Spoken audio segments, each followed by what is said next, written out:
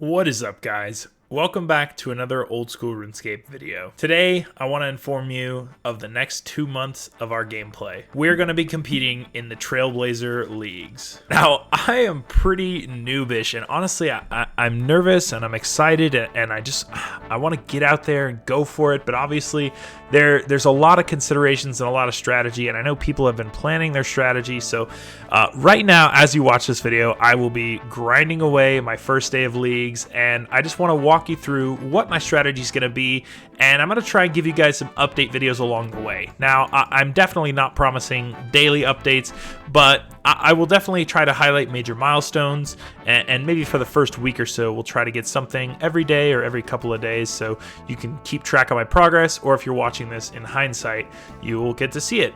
Now, these will be short videos. I'm expecting them to be 2 to 5 minutes, 10 minutes max, so I'm not going to drone on. I'm just going to say, hey, look, today I did this, today I did that, I picked this relic, and this is the reasoning behind it. So I'm going to walk you through what my goals are and what I'm going to do during this leagues. Right off the bat, the account is going to happen in 2 parts. So the first part is going to be just pushing for super high combat and super high slayer, and that'll unlock most of the monsters in the game and most of the equipment that I can use.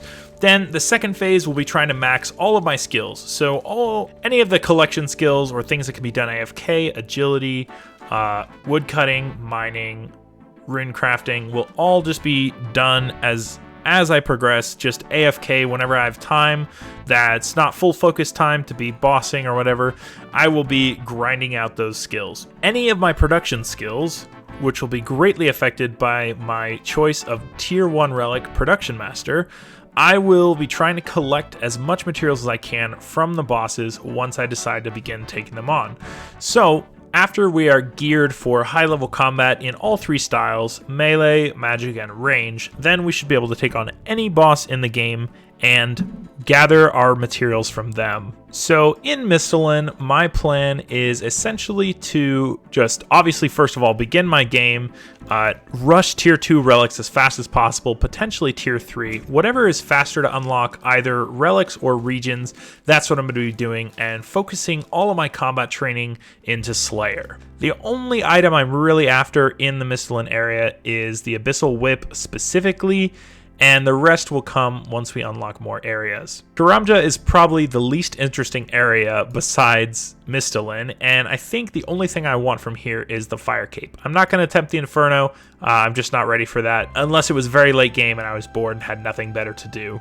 Garamja probably contains some of the most content for this game, with the skeletal wyverns in the ice dungeon where I can get some dragon armor pieces, all the way up to the God Wars dungeon where I can collect some great high level gear, possibly the Armadillo crossbow, which will, I believe, be my best in slot range item since I'm not planning to take on tier 1 as one of my unlocks. Next, we're definitely going to unlock Uritania just to get access to that Barrows gear, so the Carol's crossbow is another potential for range, along with getting like a full Darok set. I could take on the giant mole with that, which would be great materials for maxing out Herblore. As far as the late game content like the Nightmare and the Theater of Blood, I don't know that I will be taking those on because of just the challenging nature of them and the fact that I've never done them before. It might be a fun thing to do if I have maxed, so as a post-max goal, just start to learn those.